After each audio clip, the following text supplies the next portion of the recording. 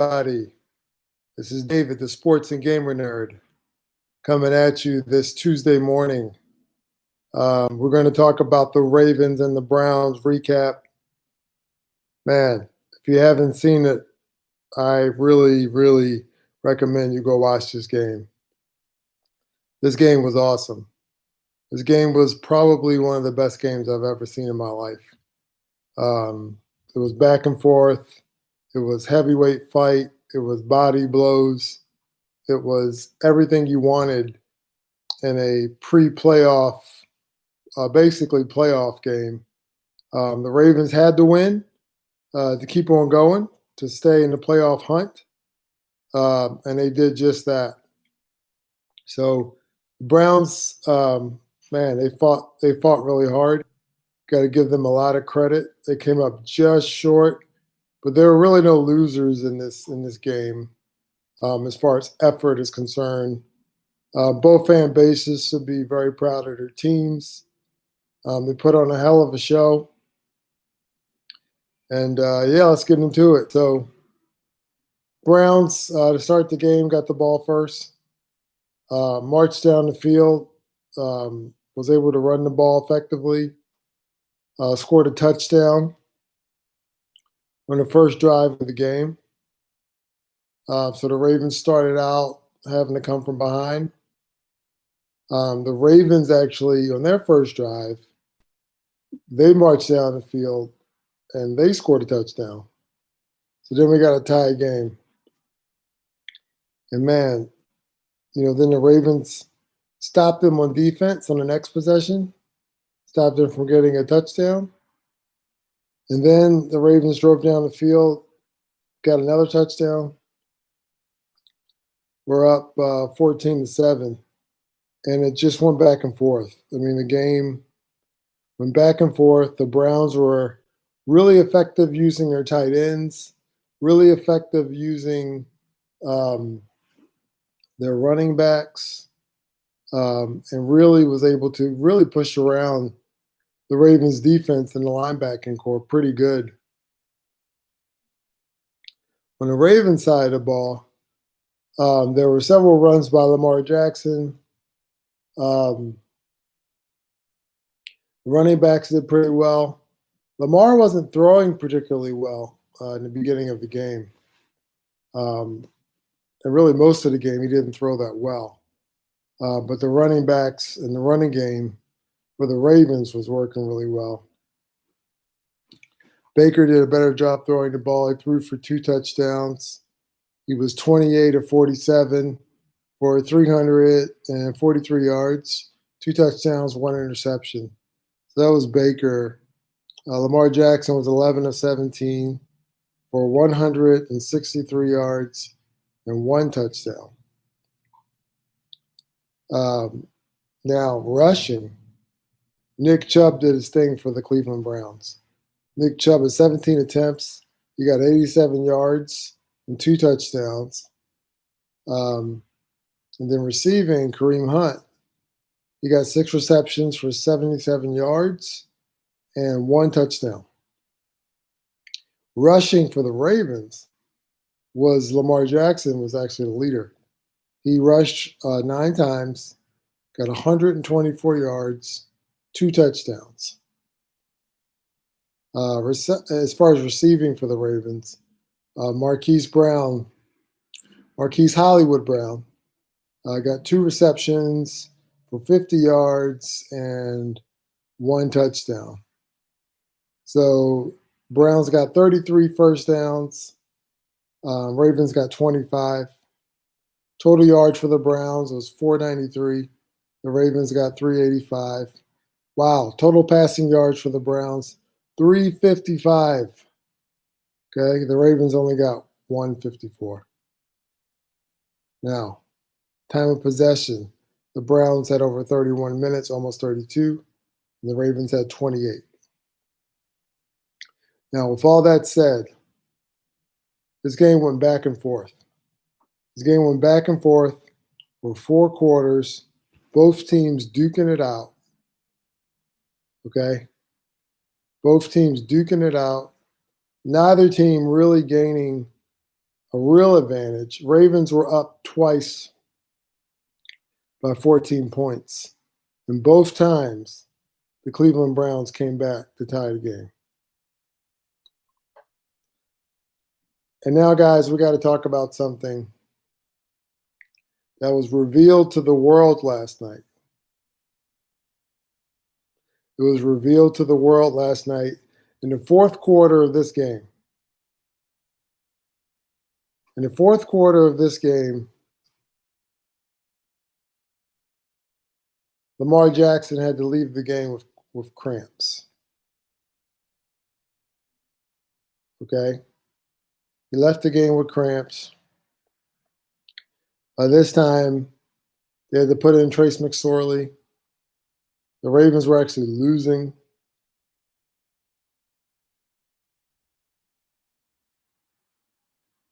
Lamar Jackson had to go over into the locker room, get fixed up. He was cramping up. This is where it gets interesting. Guys, I'm going to tell you something that's very controversial, but last night we found out it was true. Supermen are real. The metahuman theory, absolutely real. Absolutely real. Trace McSorley comes in, does the best he can, but he's just not that good. All hope is lost. It's about 2 minutes left in the game, a little bit less. The Ravens look like they're going to lose. It's 4th down and 5. Who runs back to the field? Lamar Jackson. We can't see it with our actual physical eyes, but he had this across his chest, this symbol of hope. Okay? This was across his chest in purple. And on a 4th and 5, when we needed 5 yards for a first down, Lamar Jackson snaps the ball, scrambles to his right, looks left, sees Hollywood, launches the ball. I have no idea how he did it. Launches the ball down the field. Hollywood catches it, takes it into the end zone, and with like a minute left, the Ravens are leading the game. Unbelievable. And then, even more unbelievable, Baker Mayfield and the Cleveland Browns marched the ball down the field and tie it up. And this is after J.K. Dobbins got a pretty good 2-point conversion. It was unbelievable. So now we got a tie game again. And again, Lamar Jackson, all of a sudden, since he came out of the locker room, was able to throw the ball way more effectively than he did all game.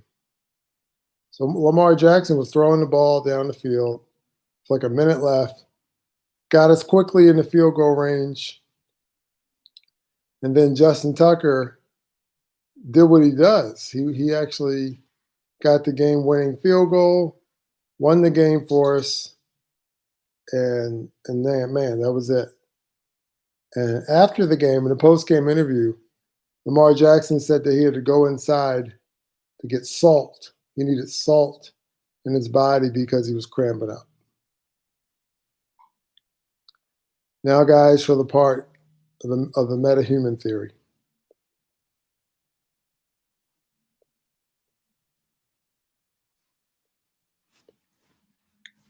"23 years ago, a spaceship crash landed in Florida. There was a little boy on there, okay? He was found and raised by the Jackson family in Florida. And when he was a child, they started to discover his powers. He could read quicker than other people. He could run faster than other people. He was more elusive. And he was just overall a natural leader. Lead by example. He, he was an urban legend. Just his speed, his agility was just way faster than everybody else's. So he grew up and went to Louisville, won the Heisman Trophy there as a quarterback, and again was always misunderstood, and nobody ever knew why. In the first round of 2018 drafts, he was drafted by the Baltimore Ravens, 32nd overall in the first round. He tried to give us a hint that he was a Superman when he talked about another person who was on par with him. It might be from the same planet, Krypton. The guys in Kansas City, in particular, Patrick Mahomes, what did Lamar Jackson refer to him as? His kryptonite. Only Superman has the weakness of kryptonite. And that was the first hint. Not to mention everything he did last season as the MVP of the league. But after last night, guys,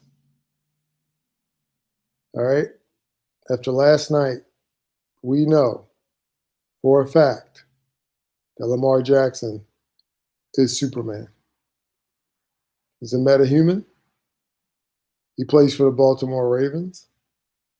We're not supposed to know this information, but after last night, it's no doubt that a guy who did what he did needed that salt.